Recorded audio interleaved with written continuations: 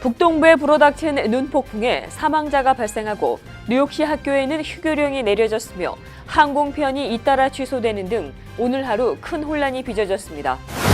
뉴저지에서는 눈폭풍으로 인해 오늘 하루 약 200여 건의 교통사고가 접수되는 등 피해가 속출했습니다.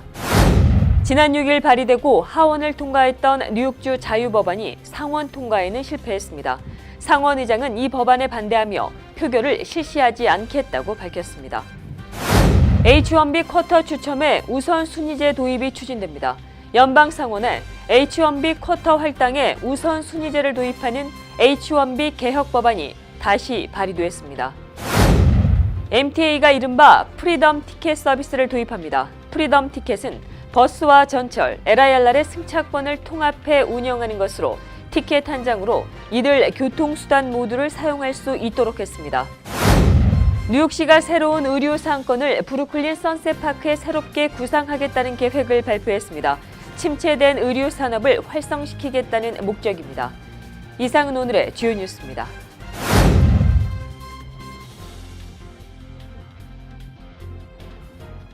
SBI융자 전문은행 뉴밀레니엄뱅크가 홈모기지 융자를 시작했습니다. 신속한 진행과 간단한 서류로 내 집 마련의 꿈을 앞당겨 드립니다. Member of FDIC and Equal Housing Lender.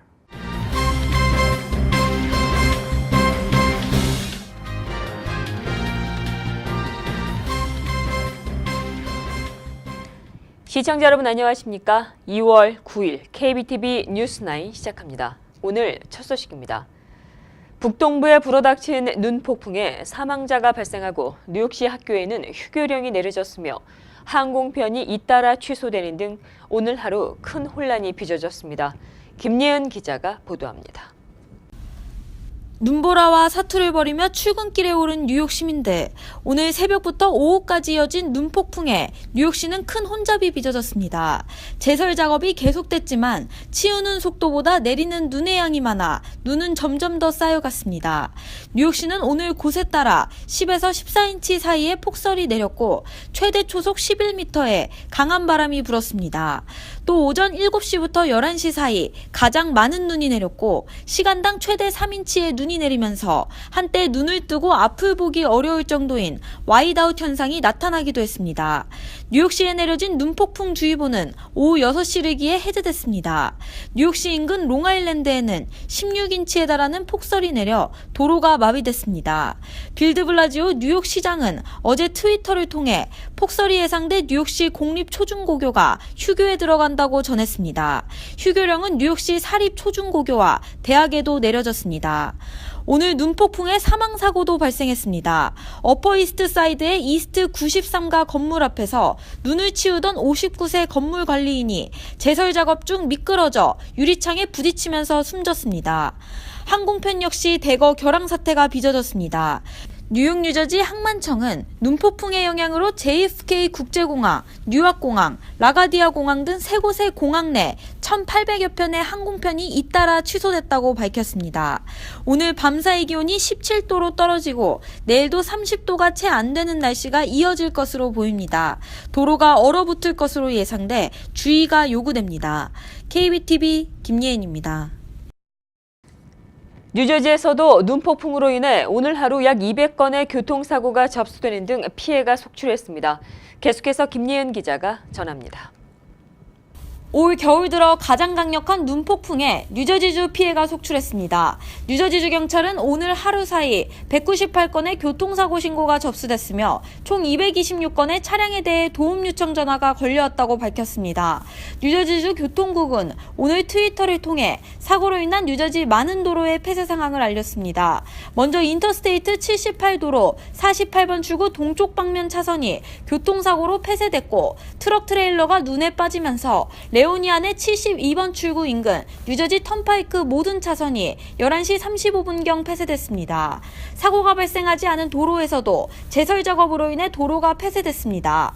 66번 출구 인터스테이트 287번 남쪽 도로는 모든 차선이 폐쇄됐으며 19번 출구 인터스테이트 80번 동행선도 폐쇄 조치가 내려졌습니다.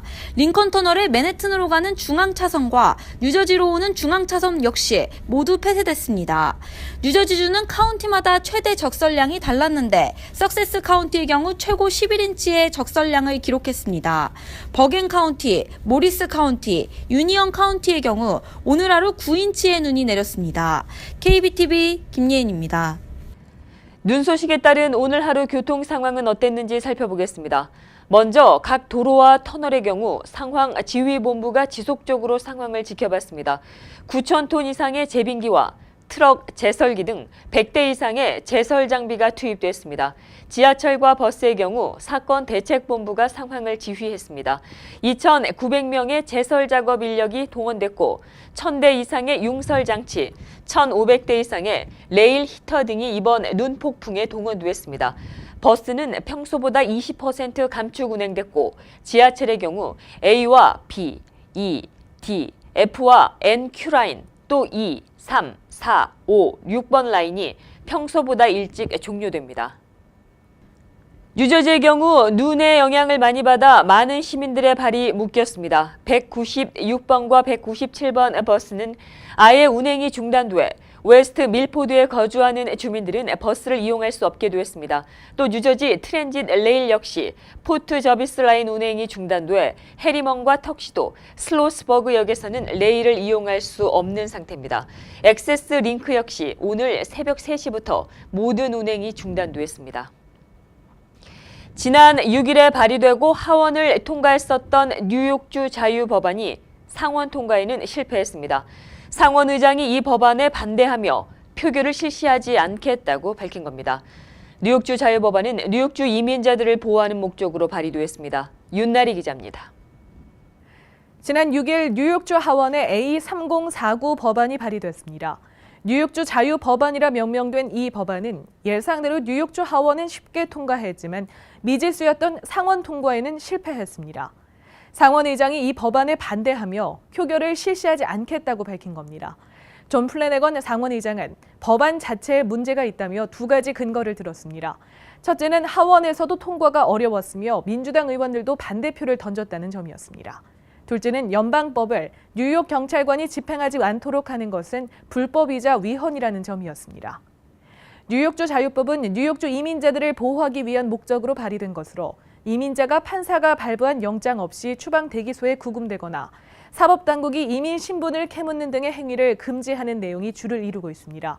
또 연방 차원에서 거주민 등록 제도를 추진할 경우 뉴욕주는 협조하지 않는다는 내용도 포함되어 있습니다. 이번 법안이 발의되던 당시 동행했던 민권센터의 차주범 선임위원은 이번 자유법은 통과되지 않아 아쉽다는 뜻을 표하면서도 앞으로 뉴욕주에 거주하는 이민자들을 위한 정책이 계속 발의될 것으로 기대한다고 밝혔습니다. 뉴욕주 하원이 나름의 소명의식을 가지고 트럼프 행정명령에 대응하는 뉴욕주 자유법안을 통과시켰지만 우리가 일단적으로 상원은 통과되지 못했습니다. 하지만 뉴욕주와 뉴욕시는 소위 생츄어리 시티, 이민자 피난처 주소로서의 기본 기조를 가지고 있기 때문에 앞으로도 그러한 원칙에 입각해서 최대한 이민자를 보호하려는 정책을 계속 내놓을 것으로 기대합니다.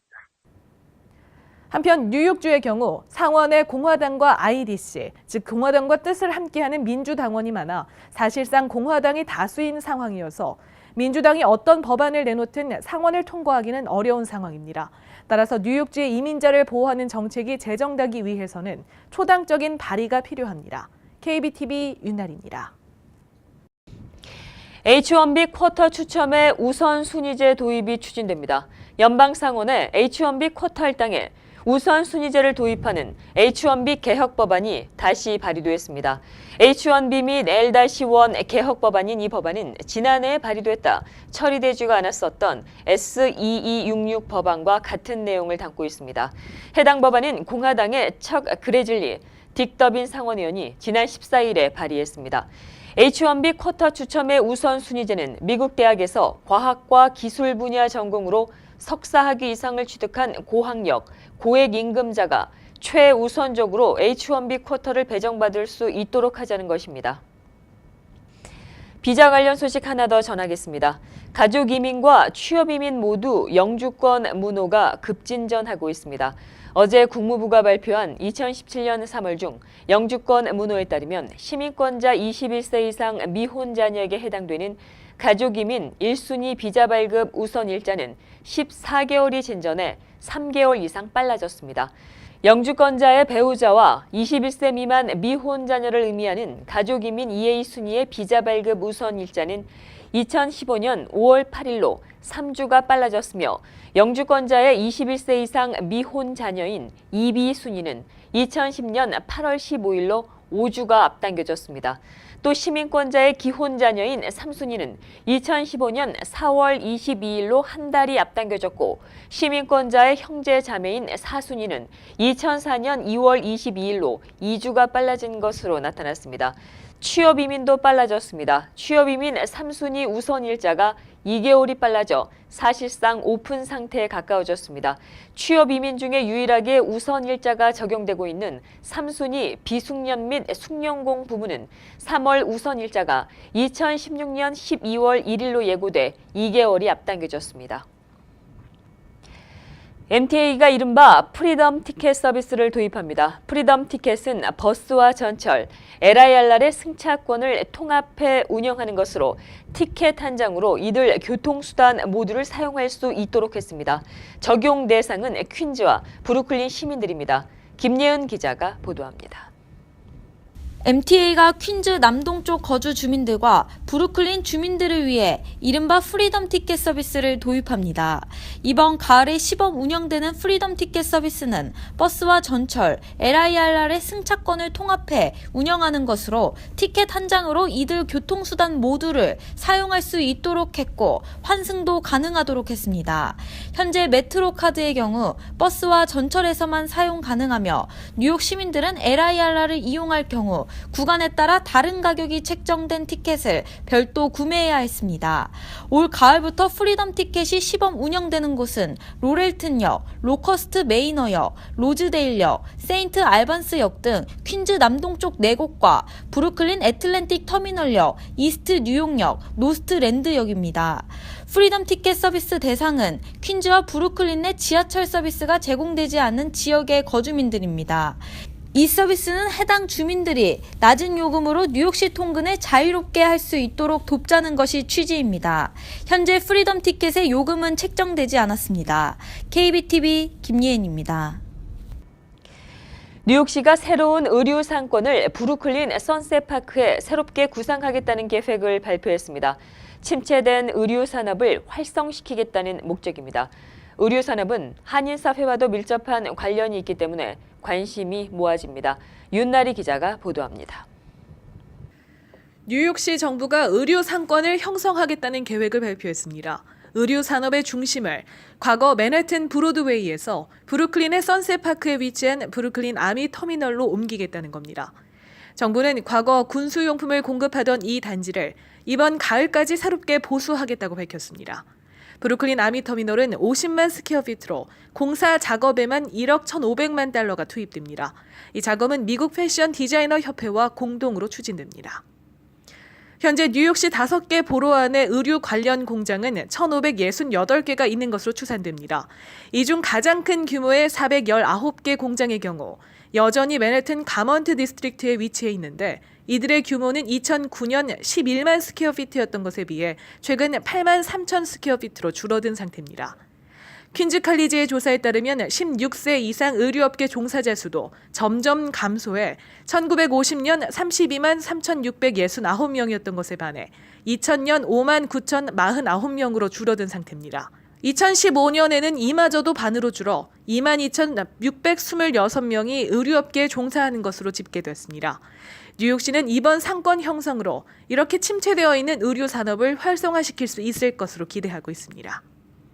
하지만 의류 산업과 밀접한 한인들은 회의적인 입장을 내놓았습니다.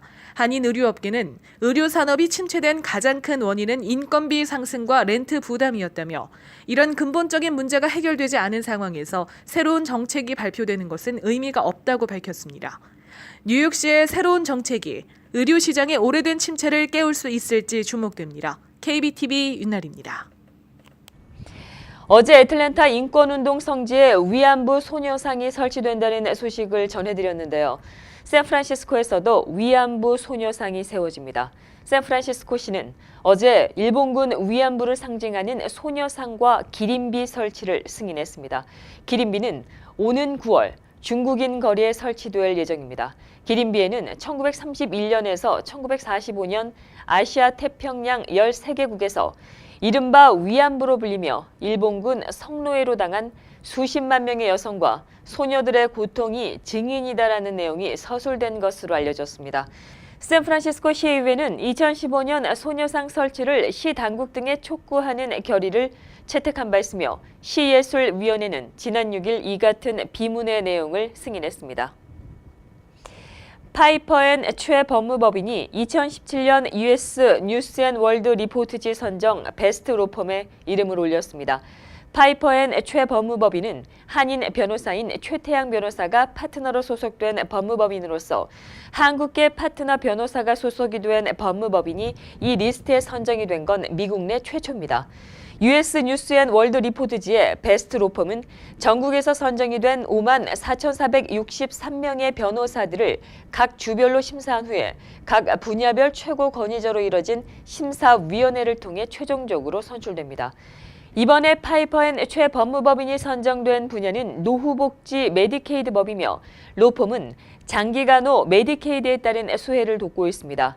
파이퍼 앤 최 로펌의 한인 파트너인 최태양 변호사는 뉴욕 시립대에서 노후복지법 겸임 교수로도 활동하고 있으며 최 변호사는 특히 지난 2013년도부터 4년 연속 로이터 통신사가 각 주별로 2.5%의 변호사를 선정하는 슈퍼 변호사 리스트에 등재되기도 해 화제를 낳은 바 있습니다. 오늘 트럼프 대통령이 범죄와의 전쟁을 선포했습니다. 트럼프 대통령은 이날 미국 내외 범죄 근절에 관한 3개의 행정명령에 서명했습니다. 트럼프 대통령은 미국의 안전을 회복하기 위해 마련된 3개 행정명령에 서명한다며 미국 내 모든 범죄에 대해 필요한 법적 조치를 모두 취하겠다고 밝혔습니다. 첫 번째 행정명령은 범죄 조직을 추적하고 마약 밀매와 인신매매를 포함한 국제적 불법 거래를 차단하기 위해 연방 법률을 대폭적으로 강화하는 것이며 두 번째 행정명령은 법 집행 관리에 대한 공격을 연방 범죄로 규정하는 내용을 담고 있습니다. 또 세 번째 행정명령은 효율적인 범죄 단속 활동을 위해 범죄 퇴치를 위한 태스크포스를 구성해 운영하도록 규정했습니다.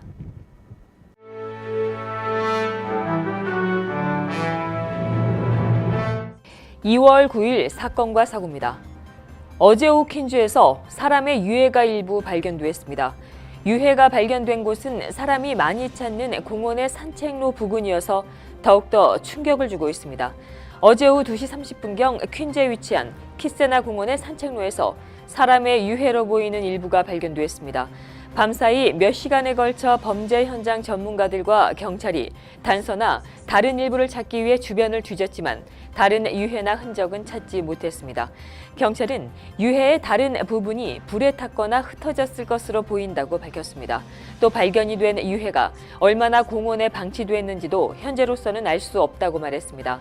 다만 정확한 사인을 감식하기 위해 부검을 실시했다고 밝혔습니다. 브루클린에서 한 남성이 집안에서 총을 맞아 사망한 채 발견됐습니다. 경찰은 어제 오후 6시 39분 브루클린 베스비치에 위치한 베이팔 스트릿에서 66세 남성이 가슴에 총을 맞고 숨져 있는 것을 발견했습니다. 경찰에 따르면 피해 남성은 뉴욕시경 시설관리부 소속으로 증기 관련 기사로 일해왔습니다. 경찰은 피해 남성의 차량을 공개하고 총격 사건 이후 해당 차량을 본 사람이 있다면 즉시 제보해 줄 것을 당부했습니다. 현재까지 용의자에 대한 단서는 없는 상황입니다. 뉴욕에 눈폭풍주의보가 발효 중인 오늘 아침 스태튼 아일랜드에서 화재가 발생해 1명이 숨지고 10명이 다쳤습니다. 화재는 오늘 아침 7시경 포트 리치몬드의 포스트 애비뉴에 위치한 2층 집에서 발생했습니다. 소방관 1명과 다수 주민들을 포함해 총 10명이 다쳐 병원으로 후송됐습니다. 100여 명의 소방 인력이 동원돼 화재 진압에 나섰으나 눈폭풍으로 인해 진압에 어려움을 겪었습니다. 퀸즈에서 한 달 사이에 무려 19건의 이른바 퍽치기가 발생했습니다. 경찰이 이런 절도 행각을 벌인 가해자를 쫓고 있는데 두세 명의 일당으로 보입니다.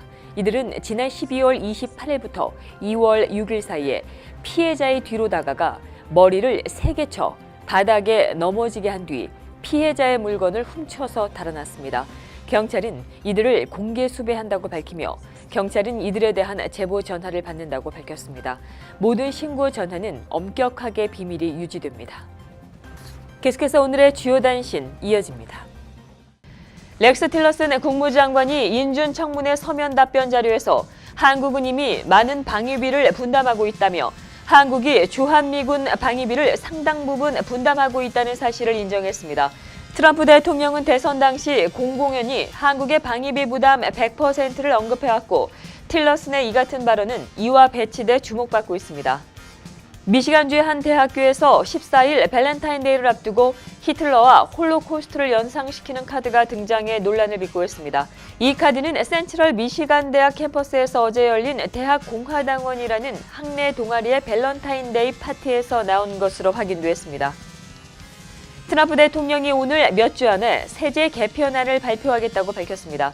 트럼프 대통령은 이날 백악관에서 미국 기업에 대한 감세와 규제 완화를 강조하며 세금과 항공 인프라 개발과 관련해 깜짝 놀랄 만한 내용을 발표하겠다고 말했습니다. 보리스 존슨 영국 외무장관이 지난해 말 미국 국적을 포기한 것으로 나타났습니다. 존슨 장관이 그동안 미국의 과세 제도를 비판했다는 점에서 세금 문제 때문에 미국 국적을 자발적으로 버렸을 것이 아니냐는 관측이 나오고 있습니다. 미국은 세계 어느 곳에서 살던 국적자에게 세금을 부과하고 있습니다. 계속해서 포커스인 이어집니다.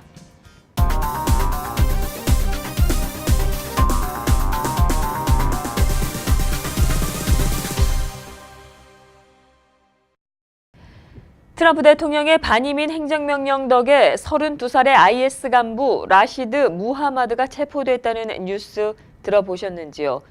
이는 가짜 뉴스로 이름까지 명시돼 마치 사실처럼 보이지만 허구의 인물이 들어있는 거짓입니다. 이런 가짜 뉴스가 최근 한국과 미국 모두에서 큰 논란이 되고 있습니다. 오늘 뉴스 포커스에서는 관련 내용 짚어드립니다. 윤나리 기자입니다. 트럼프 대통령의 반이민 행정명령 덕에 32세의 IS 간부 라시드 무하마드가 체포됐다. 쿠웨이트 정부가 트럼프 대통령을 따라 이슬람권 5개국 국민의 입국 비자 발급을 중단했다. 마치 뉴스처럼 포장됐지만 이는 모두 거짓으로 최근 문제가 되고 있는 가짜 뉴스의 일종입니다. 먼저 라시드 무하마드라는 남자가 1월 31일에 체포됐다는 뉴스. 무하마드라는 인물이 관광 비자로 입국해 가족들을 만나고 슈퍼볼을 관람하려 했으나 트럼프 대통령의 행정명령에 따라 강화된 보안 검사에 적발돼 체포됐다는 내용입니다. 하지만 FBI에 확인한 결과 케네디 공항에서 1월 31일에 체포된 사람은 없습니다. 또한 연방법원 전체에서도 라시드 무하마드라는 인물이 체포된 기록은 없습니다. 어떤 뉴스에는 같은 내용을 게시하면서 사진까지 첨부했는데 이 사진들은 지금까지 미국 내에서 IS에 지원한 혐의로 체포된 인물들의 얼굴이었습니다. 또 쿠웨이트 정부가 트럼프 대통령을 따라 이슬람권 국가의 국민 입국 비자를 발급 중단했다는 뉴스 또한 거짓입니다. 이 기사가 퍼지자 쿠웨이트 정부는 나서서 사실이 아니라고 밝혔고 보도한 매체들 역시 오보라고 인정한 상태입니다. 쿠웨이트는 지난 2011년부터 비자 발급 금지 정책을 펼쳐왔습니다. 문제는 이 기사를 트럼프 대통령이 자신의 공식 페이스북에 공유를 했다는 겁니다. 트럼프 대통령은 기사를 공유하면서 똑똑하다는 코멘트를 달기도 했습니다. 이런 가짜 뉴스는 한국에서도 요즘 문제가 되고 있습니다. 최근 세계 유수의 석학들이 한국의 탄핵 주도 세력들에 대해 종말로 향하고 있다고 평가했다는 뉴스가 눈길을 끌었는데요. 여기에 석학으로 언급된 사람은 스탠포드대 국제정치학 교수인 시몬 리트나 소장입니다. 시몬 리트나라는 교수는 스탠포드대에 존재하지 않으며 함께 이름이 오른 장 자크 비랄 교수 역시 존재하지 않는 인물입니다. 이 뉴스는 극우 성향을 띠고 있는 한국의 인터넷 사이트 일간 베스트 저장소, 일명 일베에서 만들어진 가짜 뉴스입니다. 이들은 1000원 돌파 그랜 라간이라는 일본의 애니메이션에 등장하는 캐릭터에서 이름을 따온 것으로 알려졌습니다. 이 뉴스 역시 한국에서 저명한 인사들이 SNS에 공유를 하면서 삽시간에 퍼졌습니다. 전문가들은 주목을 받기 위해서 혹은 경제적인 목적으로 이런 가짜 뉴스들이 만들어지기 때문에 뉴스 안에 사람들이 흥미로워할 요소들이 들어갈 수밖에 없다고 말합니다. 그렇다 보니 사람들이 사실이 아님에도 더 믿게 되고 이야깃거리로 삼는다는 겁니다. 이렇게 가짜 뉴스가 기승을 부리다 보니 한국과 미국을 포함한 전 세계가 가짜 뉴스에 대응하기 위해 촉각을 곤두세우고 있습니다. 미국은 지난 1월 12일 학교에서 가짜 뉴스를 판별하는 방법을 가르쳐야 한다는 내용의 법안이 상정됐습니다.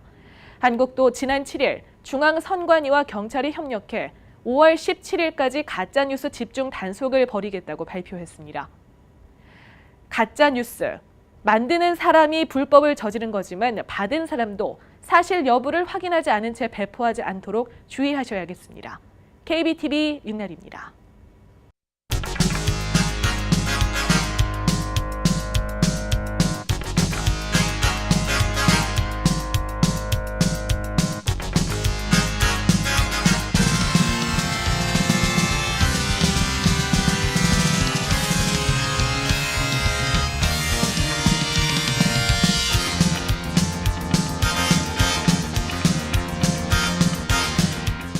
이어서 뉴욕과 뉴저지 지역의 날씨 알아봅니다.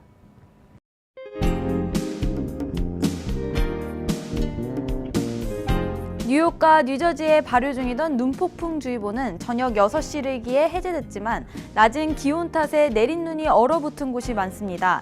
밤사이 기온이 17도까지 내려가면서 곳곳에 빙판길이 우려됩니다. 각별히 주의하시기 바랍니다. 내일도 아침 기온 21도로 시작하면서 추위가 계속됩니다. 낮에도 28도까지 오르는데 그치겠고 밤에는 26도에 머물러 한파가 기승을 부리겠습니다. 낮은 기온 탓에 도로가 계속해서 얼어붙어 있어 넘어지지 않도록 계속해서 주의를 기울이셔야겠습니다. 내일 밤에도 약하게 눈발이나 진눈깨비가 내릴 것으로 예상됩니다. 토요일인 모레는 추위가 한풀 꺾이겠습니다. 뉴욕 낮 기온 41도로 평년 기온을 웃돌겠습니다. 일요일에는 비가 오겠습니다. 하늘도 잔뜩 흐리겠습니다. 다음 주는 계속해서 낮 기온 40도 안팎에 머무르면서 무난한 날씨를 보이겠습니다. 내일도 낮은 기온이 계속되면서 빙판길 사고가 발생하기 쉬워 각별한 주의가 필요합니다. 날씨였습니다. 이상으로 2월 9일 보내드린 KBTV 뉴스9 모두 마치겠습니다. KBTV 뉴스9은 KBTV 웹사이트를 통해서 재방송 보실 수 있으십니다. 오늘도 KBTV 뉴스9과 함께해 주신 시청자 여러분 고맙습니다. 좋은 밤 되십시오. SBI융자 전문은행 뉴밀레니엄뱅크가 홈모기지 융자를 시작했습니다. 신속한 진행과 간단한 서류로 내 집 마련의 꿈을 앞당겨 드립니다. Member of FDIC and equal housing lender.